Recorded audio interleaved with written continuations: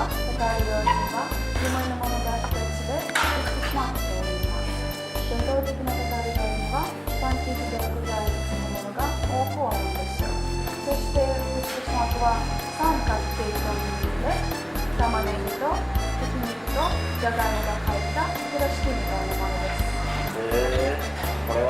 これはチャプチャプです。とても甘い美味しいですよ。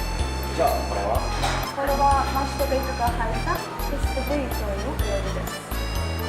じゃあ食べましょうか。いただきます。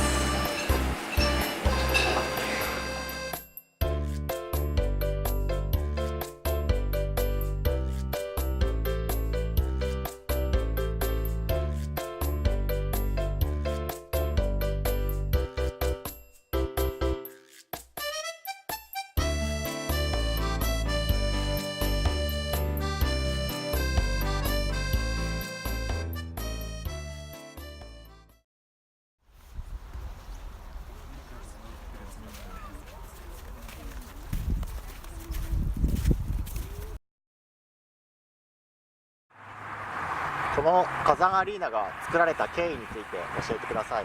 Расскажите нам, как была построена Казань-Арена. Казань-Арена была построена в 2013 году как стадион, способный 45 тысяч человек. Этот стадион был спроектирован той же фирмой, что и занималась полностью стадионом Вэмбли, и ныне используется как домашний стадион футбольной команды Рубин. Пройдемте дальше? Да,次行きましょう。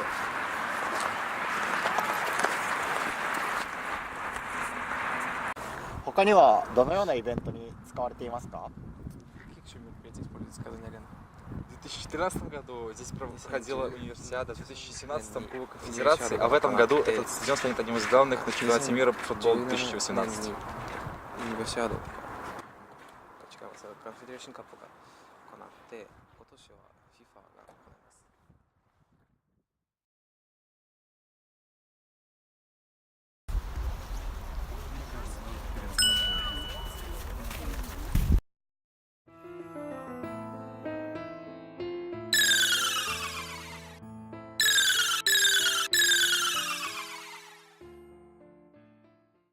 なるほど、それ皆さん大丈夫ですか？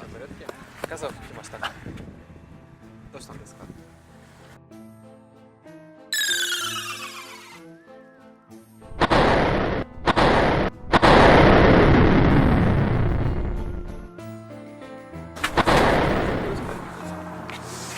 ？Счастливый семьи, друг на несчастливая семья, Нельзя! вместе с тобой.